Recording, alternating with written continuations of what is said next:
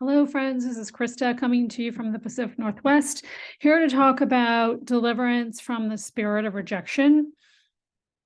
I think this is really a key piece for anyone who's experienced trauma, rejection, childhood abandonment, and so on.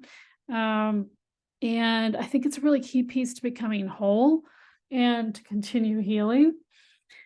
Trauma this is just very common. I think the spirit of rejection, abandonment. So in order to get free of that spirit, the method would be to pray.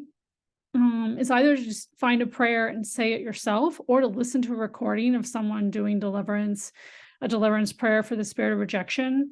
I found something on YouTube that was solid. I think it was like 6 minutes long. But in the past, I've also found good prayers via just basic browser search. But anyone could totally do this themselves. They don't need a coach or a counselor to do this.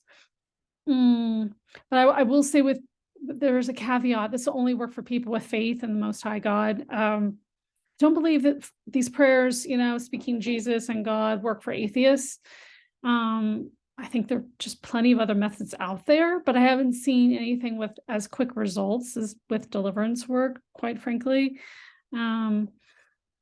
So just I want to mention that. And then I also want to say, not only do we carry, our own trauma from our past, from the womb till present, but we also carry the genetic encoding of our ancestors. So rejection is really common, and it occurs, oftentimes occurs in childhood and throughout our lives.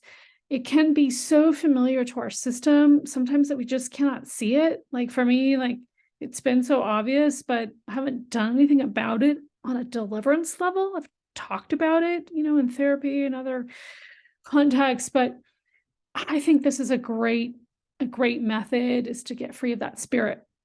Now, I want to just also say there are so many ministries that go after and do deliverance work and go after specific demons, and they'll say, oh, Python spirit, Jezebel, incubus, succubus. But I think sometimes deliverance can be just as basic as a word, spirit of lust, spirit of sickness. People just tend to overcomplicate things when sometimes it can be really simple and yet life-changing.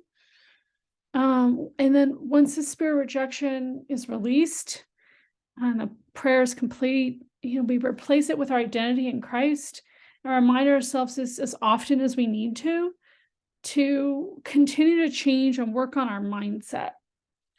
Because that previous mindset is probably like a well-worn groove in our nervous system. And so we want to create new neural pathways and remind ourselves this daily, whether it's in writing or reading, to remind yourself who you are and your new identity, and ask ourselves, how does God see me? What does it say in the Bible?